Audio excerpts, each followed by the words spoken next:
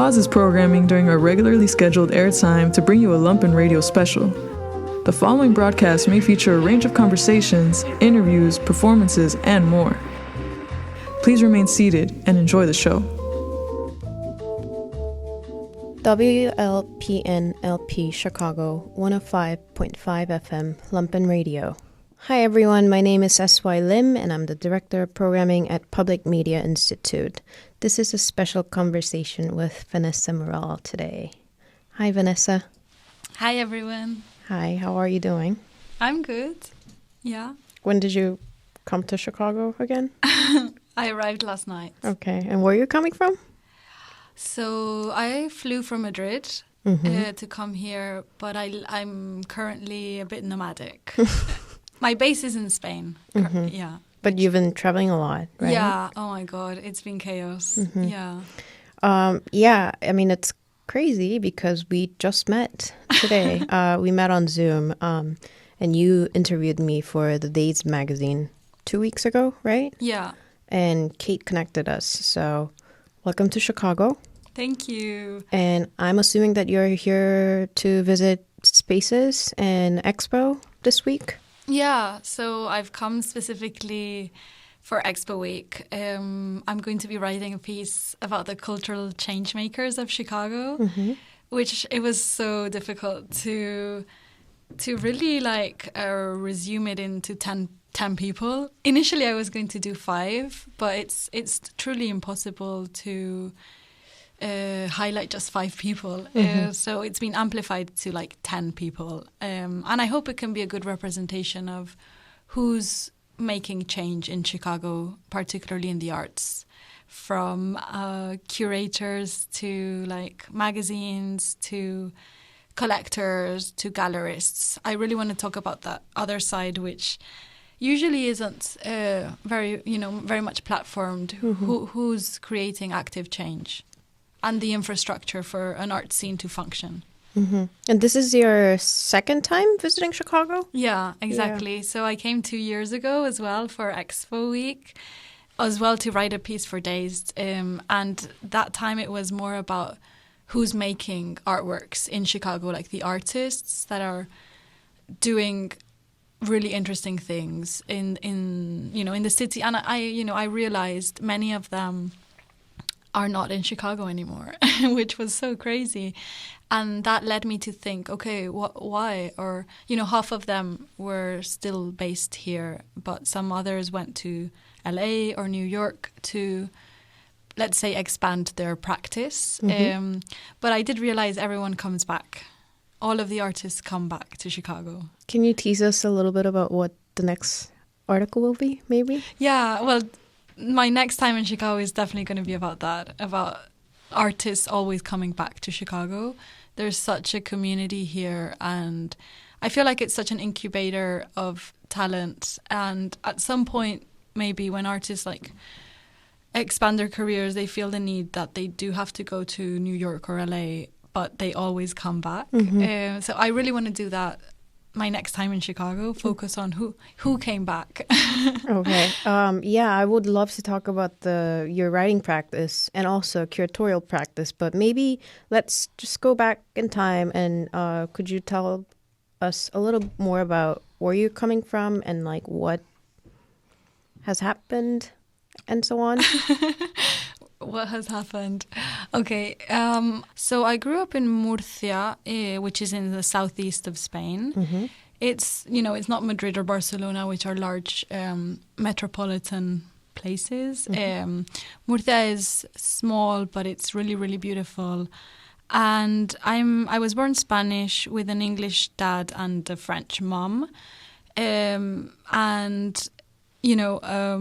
I'm the youngest of 4 children as well. So for instance, my dad is 81 currently. So there's a huge, huge gap. I think in that sense, death was always present growing up, or this idea of wanting to do a lot of things because death was so prominent in my life, with the age difference with my parents. And so I was professional athlete from 4 until 18 years old. So I used to horse ride, show jumping specifically. And yeah, my life was mainly on the road with my mom in the car, going to competitions. Every weekend I would compete. I had like a trainer, a whole team, and it was, a very disciplined lifestyle with specific diets and like no distractions. So, all of these things that you do, like making friends, going to school, like going to parties. I think all of that wasn't present in my life. It was basically on the road and competing, for a whole lot of years. Yeah, you said that you spent more time in the car than in school, basically, right? Yeah. It was in the car with my mom, going to all these competitions. She would drive. There were also international competitions, but it was a very, I thought that was I don't want to use the word normal, but I thought it was, that's just how I grew up. Life is. Exactly. But then as I came to be older, I realized, okay, it wasn't a usual upbringing. Like, I studied in the car, and actually at school I would just copy my exams because I literally didn't have time to study. Mm-hmm. I would get really dizzy in the car as well studying. So car sick. Yeah, very much. But I watched a lot of movies on the road. Mm-hmm. I think that definitely stimulated my visual outlet. And also, I think I was mentioning to you, I had the privilege of in Murcia, you grow up, it's very difficult to see art there. There's no museums there's a couple of museums, but not at a contemporary art level. Mm-hmm.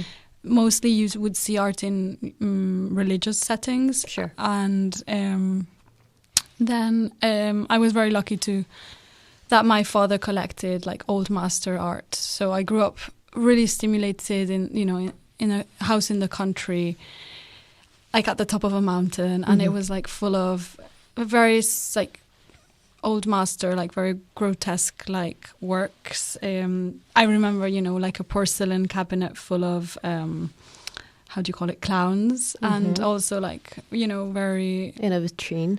In a vitrine, yeah, and a lady with her breasts out feeding a baby, or Jesus Christ with lots of blood. Mm-hmm. I was actually quite scared looking at those works at home, as growing up. But also in the sense with the horse riding, it's very linked to my writing career, because I remember my father would always ask me for names for horses, and if they're registered in the system, basically you can't just name a horse whatever you want to compete it. That name can be repeated. It cannot be repeated in the system. So if I would say Van Gogh, for instance, maybe there's already another horse called Van Gogh. So it was really doing an exercise of putting words together to form a new word that doesn't really exist. And it was really difficult to make up, names that would not be already in the system. Registered, yeah. Yeah, so I think that's something that definitely I see coming through this idea of making titles, or artivist. Yeah, artivist, or putting words to for the shows that I'm curating as well. Sure. I'm constantly writing stuff down for titles. Mm-hmm. Yeah, and then you also wanted to talk about the displacement, the idea of displacement, and how that was so important to you. Yeah, because of your environment growing up. True. I think this is a sentiment many people have in we are all multicultural people that maybe don't feel like they belong anywhere. Mm-hmm. But I think coming from an English dad, a French mom, and me being born in Spain, I didn't feel Spanish, and at the same time I didn't feel English or French. And actually that's what brought me to the UK, to London, where I've lived 10 years, and where I would say my curatorial and my written practice really flourished and expanded. I definitely went to the UK in many ways as a search of identity, which I didn't truly find. But I think that's, this aspect of working with lots of multicultural artists or artists from different diversities, or it's something that definitely interests me, and I think it does come from my own like search. Mm-hmm.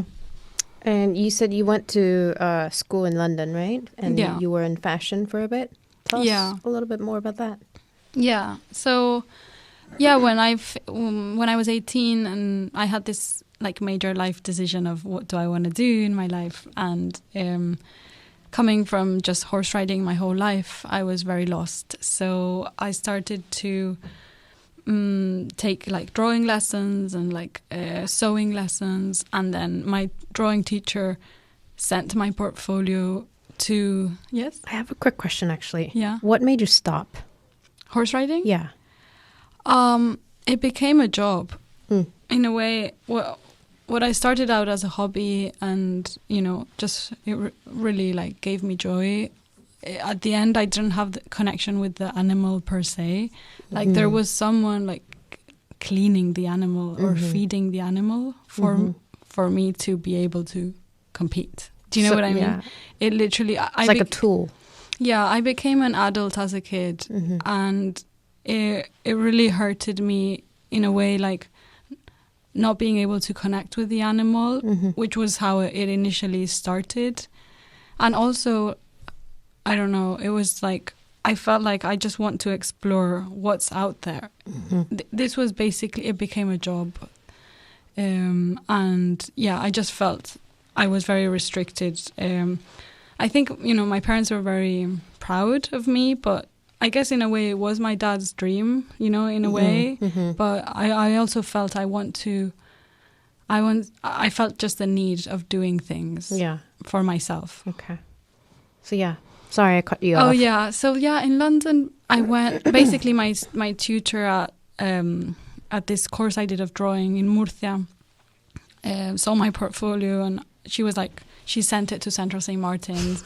I think that was her dream, to be honest. I've many of how, what got me to now has been other people's dreams. Achieving the dreams of other people until I found my own in a way. Yeah. But she really believed in me, and then they accepted me. And of course, it's a very competitive university. Like Alexander McQueen studied there, and many, many great, people. But that made me go to the UK, to London, and I dropped out after a year. It was a super competitive environment, and I felt very, very lost. And I learned through making as well. That's something that I realized. So as soon as I dropped out, I just started working for a bunch of people, initially in the fashion industry, sewing and doing different things, but also styling. And eventually that led me to the arts. That's interesting. What made you quit? Yeah. In the fashion now. Yeah. So in the fashion, I was like assisting Nick Royal, who's an incredible London stylist. And then I assisted Hector Castro for a bit, who's based in Paris. And he's the director of like 10 Men magazine. And at that time in Paris, I basically... my role wasn't that much needed for him, so I had a lot of free time, and I went to loads of museums and galleries and in Paris. Yeah, and that's when I really realized, like, if I have any bit of free time, I just dedicate it to look at art and nurture myself visually, and all of my references were art. So as soon as I went back to London, after this period of working in Paris, I basically quitted in the fashion. It was a bit drastic, my decisions of like quitting in the horse riding and then quitting in the fashion, particularly because I did get to achieve a place of like, let's say like, having a stability and being potentially well recognized in that, but it just didn't fully fulfill me. And it was again starting from zero. I felt like many of the decisions in my life I had. Well, actually, quitting is not the best way to describe it. It's just leaving. Yes. Yeah, leaving. But in a way, it was very hard to Yeah. take those decisions as well. And then, you know, when I started in the arts, it just started from being an intern again, you know. So it was a lot of like relearning from zero. But I really love learning through making, as I said. Yeah, or basically just doing it. Yeah, doing instead it. of like, I don't know, like a higher education. Yeah. Although now I'm starting in education again, which I can tell you a bit later. But yeah, essentially I started as an intern in these very commercial places, which would be like at Sotheby's and then at Gagosian. And that made me realize I didn't particularly enjoy the commercial side of things in the arts. And then I literally like stopped working and started my own platform in 2017 in London. The platform was called That's Eagle Arts. So a lot of people ask me, what does that mean? So yeah, that is slang for that. And then eagle, basically it's the bird, which is a symbol of power, a symbol of like, politics and power. And it was a bit of a mocking, you know, like that eagle, like mocking potentially like this power or structures. And then arts. And I co-founded it with Martin Mayorga, who's a curator, also London-based curator. And it run for 6-7 years, more or less. So we would do like one interview, one studio visit per week. And it was very, very emerging artists that were still at university. I think I felt the connection to like grow a community, grow, a sense of peers, particularly coming from the horse riding where I was, competing with people of my age, and also coming from the fashion where I was like working with Nick and Hector, who were, a very older generation people. So this sense of finding and creating a community of friends was very, I think it was integral to that Eagle Art, and specifically because even like the content was published online, one interview, one studio visit per week, everything happened physically. Like we actually went there physically to meet the people. And were the artists mostly based in London back then? Yeah, so it was specifically a UK-based platform. It started in London, but then it expanded to different areas around the UK as well. Yeah, you told me that you interviewed like one artist every week for 6 years. Yeah, it was very intense. I think it really like gave me joy. That really educated me.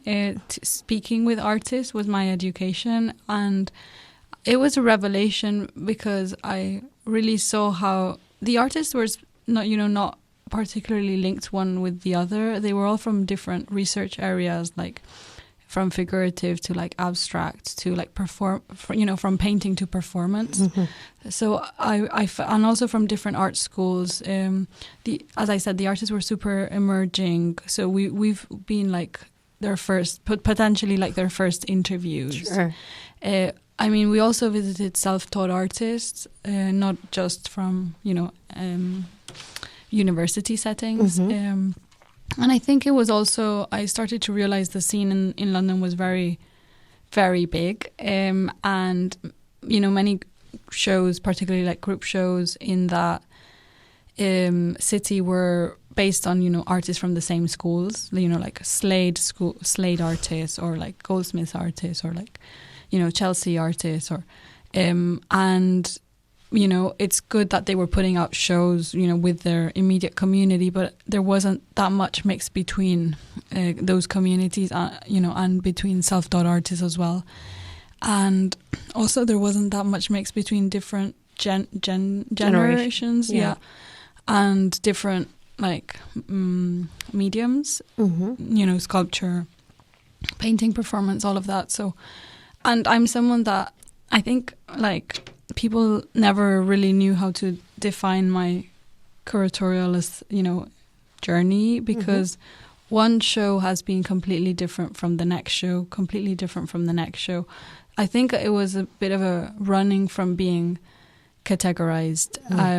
So, you know, I've done shows that were just painting shows, and then another one was just like maybe a very material-based show, and then another one was a completely different inquiry.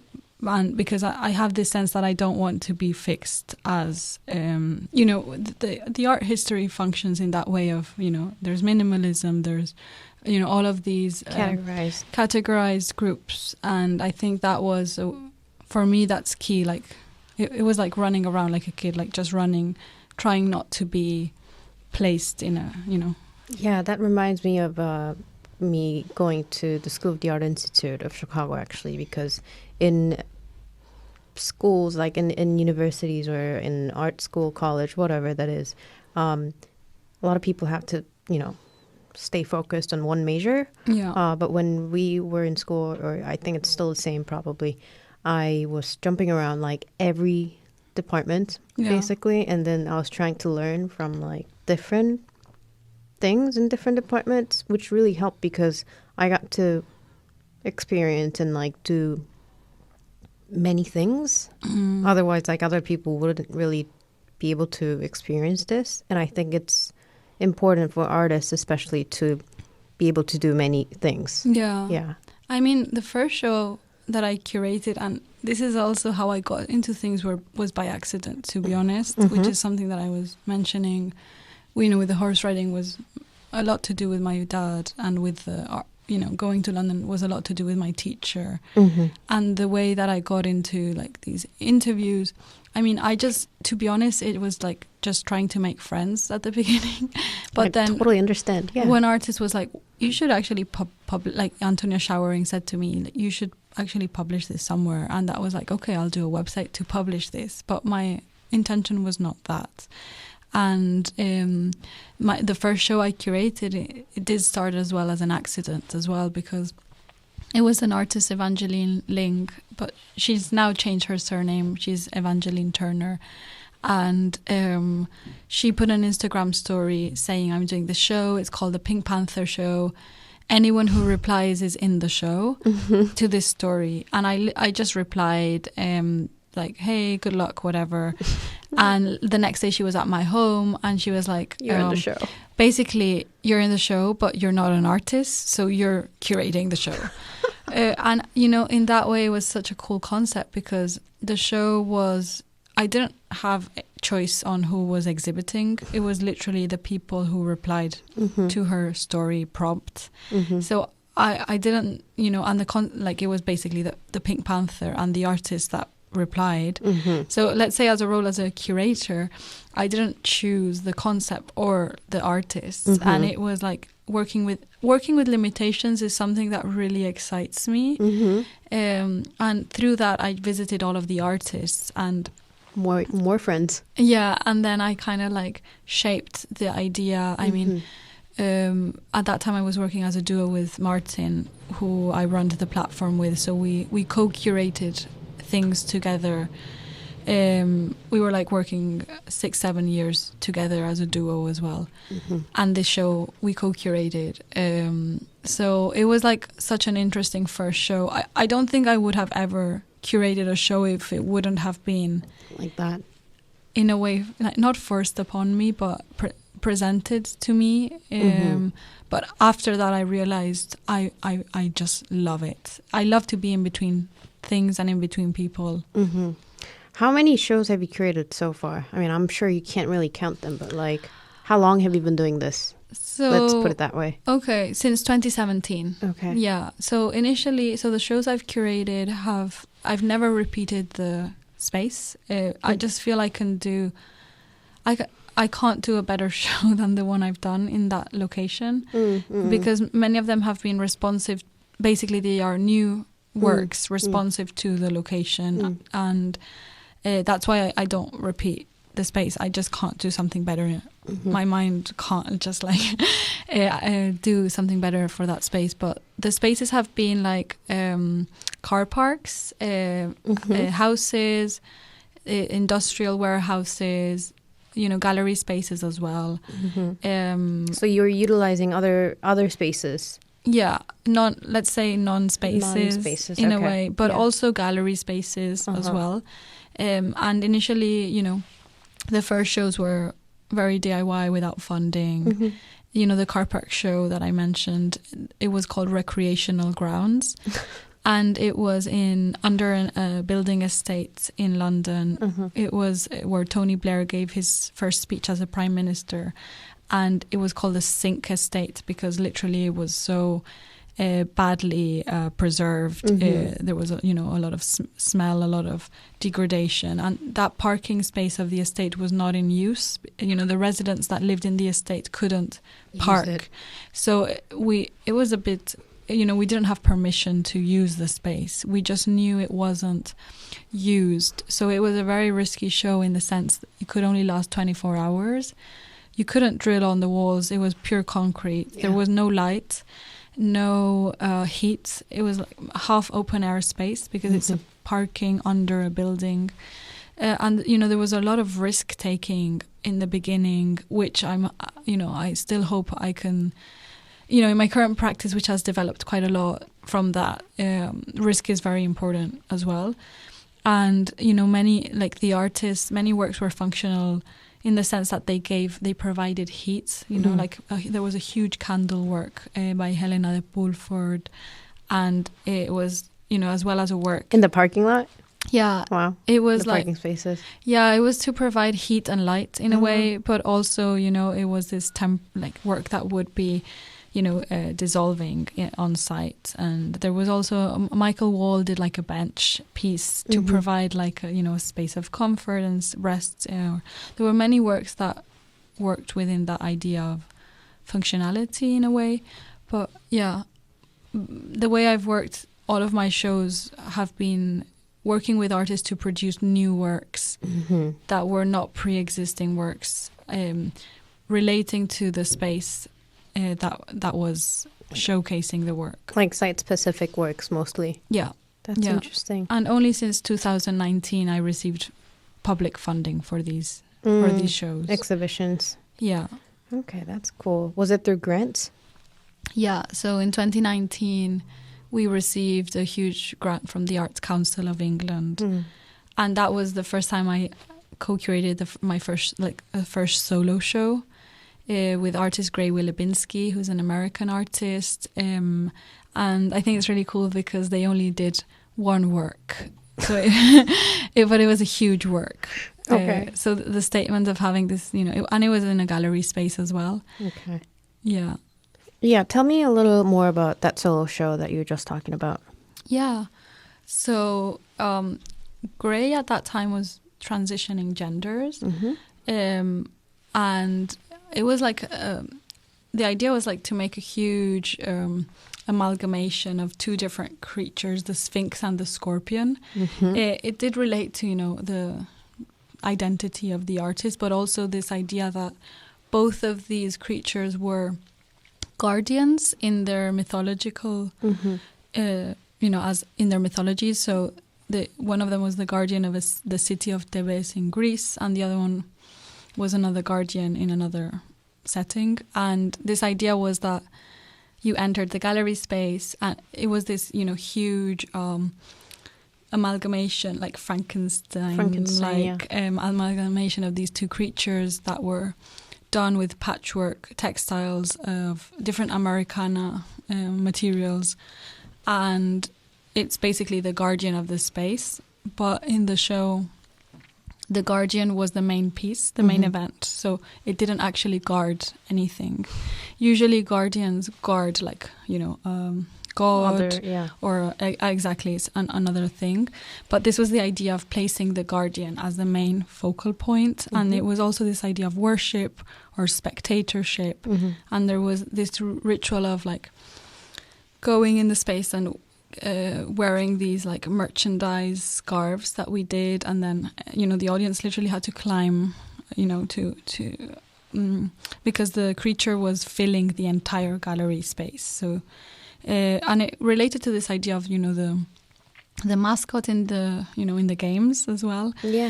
So it had a lot of different things. And I mean, Gray is incredible artists. They've just had a solo show at the ICA in London, which is a huge, institution, and they've since been represented by Hales Gallery. And I think many of the artists that I've worked with and exhibited were definitely in a much more emerging state. And it's really amazing to see them grow.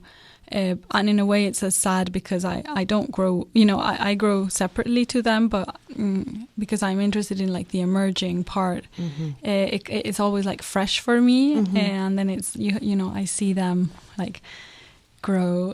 Yeah. You just let them go. Yeah, which is a bit sad, but that also fulfills, my interest. Yeah. Tell me a little more about your curatorial practice in general. I mean, we've been talking about this the whole time, I guess, in the past 10 minutes, but maybe let's start from, this is not about your curatorial practice, but let's just start with, I know that you travel a lot. Yeah. Did you see any good shows in the past few months, maybe? Anything that you can just think of right now? Oh my God. Yeah. So, I mean, let's see. I've recently been in Madrid in Spain. I really love these, shows that give me an insight of what's happening in the scene, in the local scene. And in Madrid, I saw recently in Centro, which is a center, a show called Ensanchar la Puerta, which means making the door wider. And apparently Leo Costello, which was this art dealer in New York, there was a moment in his career that he had to make his door wider because the artists were becoming more established and they were making bigger works. So the whole show there was about this new generation of galleries coming out of the Madrid art scene, and each showcasing different local artists as well. I don't know if maybe a few international artists, but it was really great. But it also frustrated me in a way, that show, because when you came in, there was this bar in the center, how you would find in public transports in the tubes, or this line that divides you and makes you walk in one side. Yeah. So you entered and you had to walk on the right side, because this bar wouldn't allow you to go to the left. And on the right side, you had all of the text information about all these galleries, and their mission and, their vision. And you had to go through all of the text before, and then you would get to the end, turn, and then see all of the artworks. And I felt a bit, controlled by the environment of where I can, access and where I cannot. And I really wanted to go see the works and not read the text. But at the same time, I thought, okay, this is smart as well. That's how people designed the building. Yeah, I guess. I mean, I have, in a way, also kind of controlled the movement of visitors in past shows. So it was good to experience that in a way. As a viewer.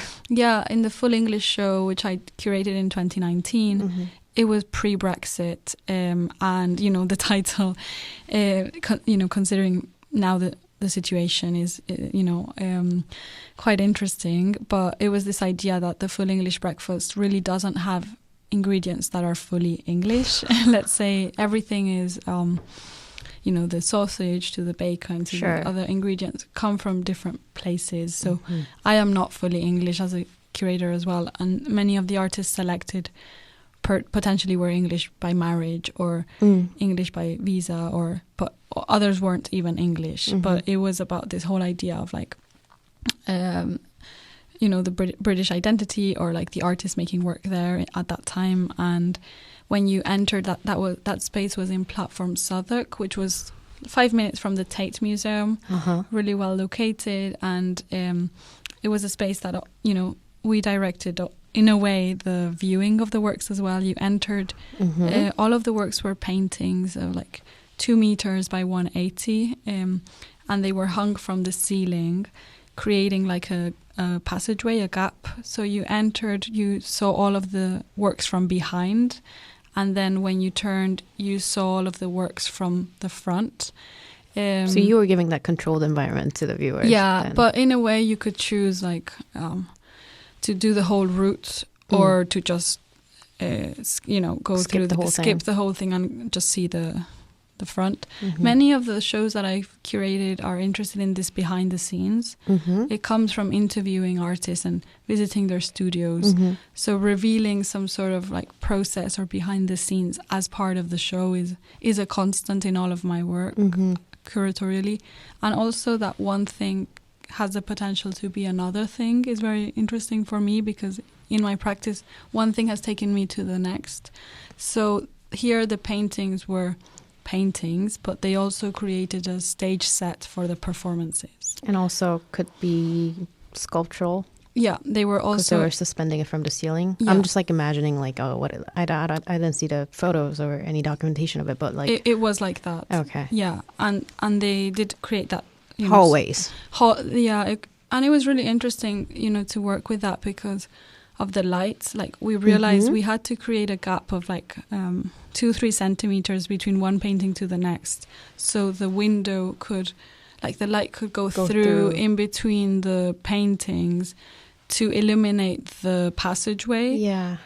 If not, the passageway would be too dark to actually illuminate the route. Did you have to work with the natural lights only, or?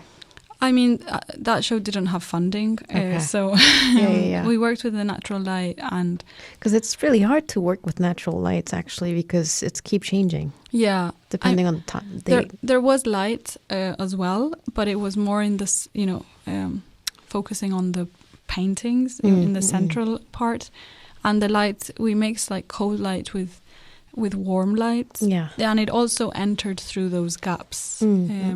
It was a really beautiful show, and the performances that were done there in that place, in the middle of the paintings, it was like a 24-hour performance day. So there was different slots, each of 30 minutes.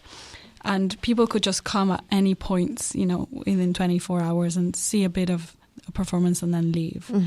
And it was really, really an incredible show.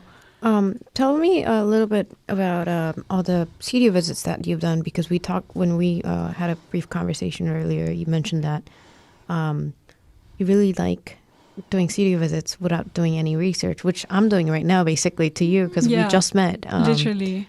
Yeah, so I hate to have preconceived ideas about people or places. I feel like the most interesting way for me to do an interview, studio visit, is not knowing anything about the person, because I want to know you when I'm there. Yeah. And I want to be surprised and, stimulated. And if I research previously, then for me it's not exciting. So that was one of the, let's say, rules I put onto myself, like don't do any research. And also tell us a little bit more about the disposable camera, because you told me that every studio visit you would take one disposable camera, and those cameras have like 30 to 32 or 24, whatever frames in each camera, and how you learned. Yeah, so I think what I was saying about working with a limitation, I think it's really important for me. And through the studio visits that I would arrange with artists, I mean, it's a completely situation that is not under your control at all. Like, you don't know how the space is going to be, how the light is going to be, how many works there will be, if the artist is going to be nice or not. I mean, they are often very nice. Yeah. But it's completely out of your control. And then I would go there with a disposable camera, or an analog camera with a film, and as you said, it's a limited frames. So I used one camera per artist, which meant like 24, 30 images per studio visit, which was then published in the platform, that Eagle Art that I run, as well as the interview. But having that limitation, meaning if I would have my phone, I can just take 100 images or more, or a camera, digital camera or whatever. But having that limitation of how many images I have available really trained my eye to look, and I think it really trained like curatorially, how I can look at something and identify specific things. It definitely trained my eye because you arrived in a place you don't have any control of how it looks or the order of things or anything, and you have to find like what's interesting here in like a very reduced amount of images. So where can we see all those images and interviews? The website? Yeah, so the website, the platform ran from 2017 to 2022. Sure. And the website is still active as an archive. It's that's eagle.art. Can you spell it out? Yeah, DAT and then eagle, which is the bird, and then art is .art.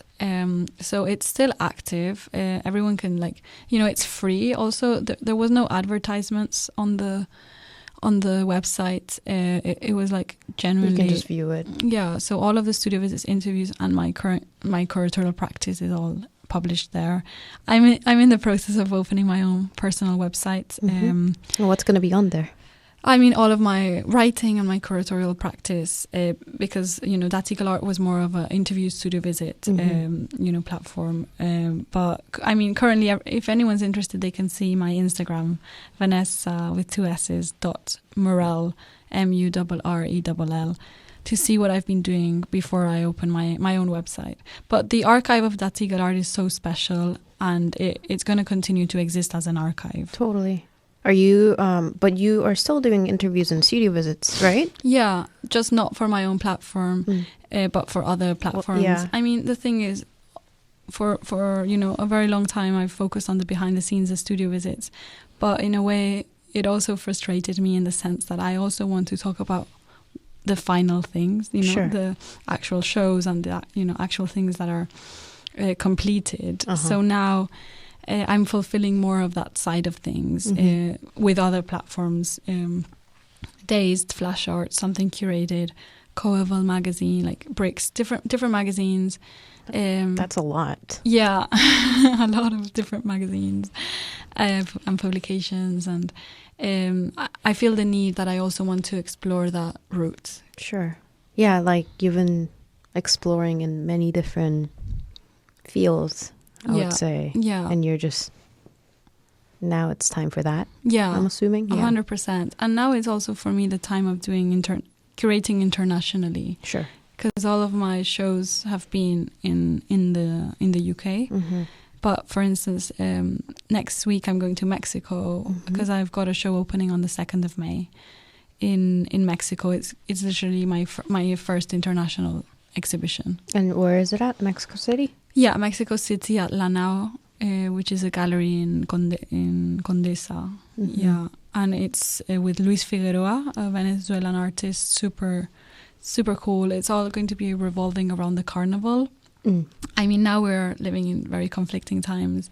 So to think that, you're going to be talking about the carnival might seem, I don't know how to call it, like very, conflicting. But actually, we're taking the idea of the carnival as a temporary valve of escape and as a temporary disruption of the order of things. And this idea, we are living in times where there's a lot of hegemony between things. Like all the buildings are the same, all of the websites are the same. There's no individual, it's very difficult to find individual voices or disruptions, and the carnival is literally a disruption of order, a disruption of hegemony. Tell us more about the artist and the work, maybe. Yeah, so the artist. Yeah, we're going to focus on this idea of the carnival, and the space is huge. It's got 4 different rooms, so it's literally like 4 different solo shows, and we've been shaping the show to be like the first room is going to have responses of historical artworks that were linked to the carnival, so Goya and Rousseau, and the artist is reinterpreting that.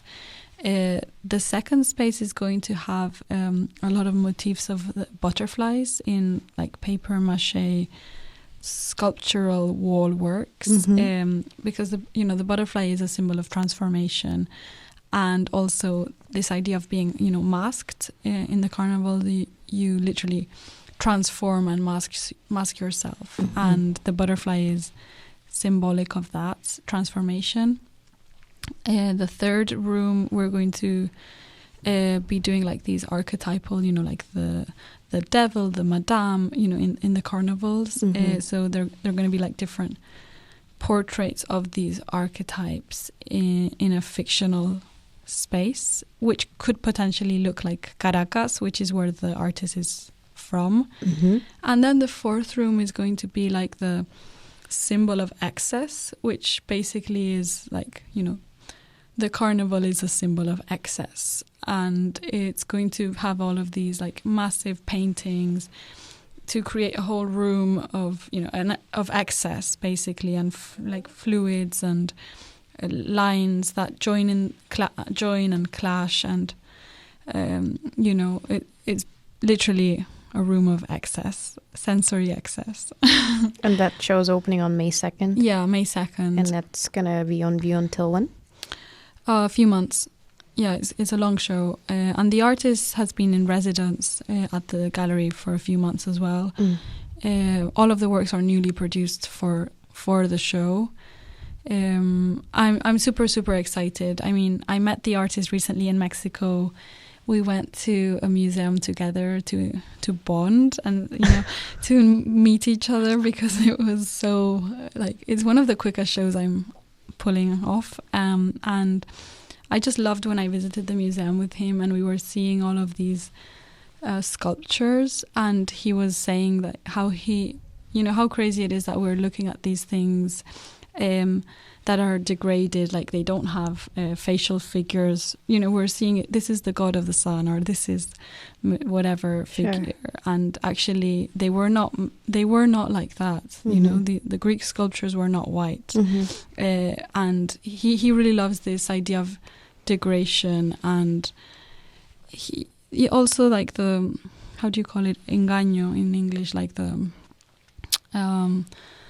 masking, or like that you can't trust painting in the same way you can't trust in the carnival there's a masking as well, but he relates the masking of the carnival with the medium of painting, because you can't trust the image, what's real in the images that are out there and what's not real.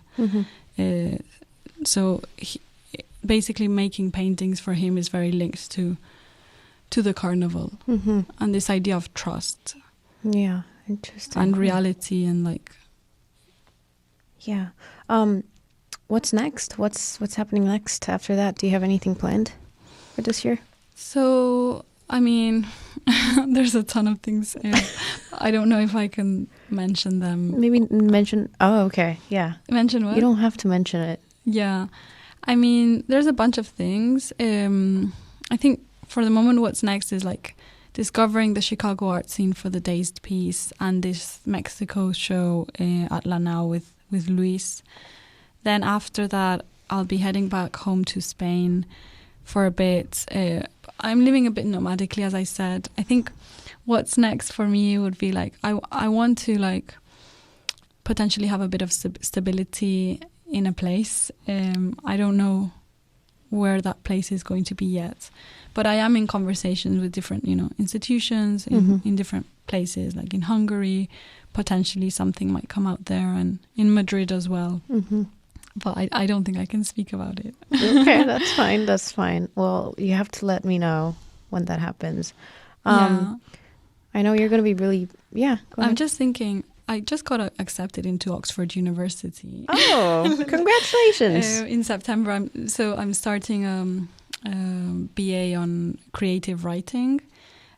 So that's going to be 2 years of very intense study. 2 years? Yeah. But so you're going to be there for 2 years? Well, no, I'm going to do it remotely. Okay. And then only go there in the summers. But it's a very new thing for me, fiction, basically creative writing. Because my writing career has mostly been writing about the works of others. writing reviews or writing, interviews, articles, and curatorially, you're amplifying, the voices of others, people who have voice already, but you amplify their voice, you platform them. So this creative writing course that I'm taking is literally my own voice. It's prioritizing me, and I've never really done that. Except for naming horses, though, no? Yeah, tell us a little. But maybe they were not mine. I saw them more as my dad's. Okay. Well, you're mentioning that when you have to name horses for the competition, you have to register the names, but you can't have the repeated. Yeah, but at that point, I didn't identify they were mine. Do you know, because I was basically funded by my dad, so. He was quite strict with his money. Like, what's his is his. Yeah, not yours. No, definitely not. Well, maybe... But if you want me to give you something interesting about my dad, I know that he invented a color. I don't know what specific color, but he studied chemistry.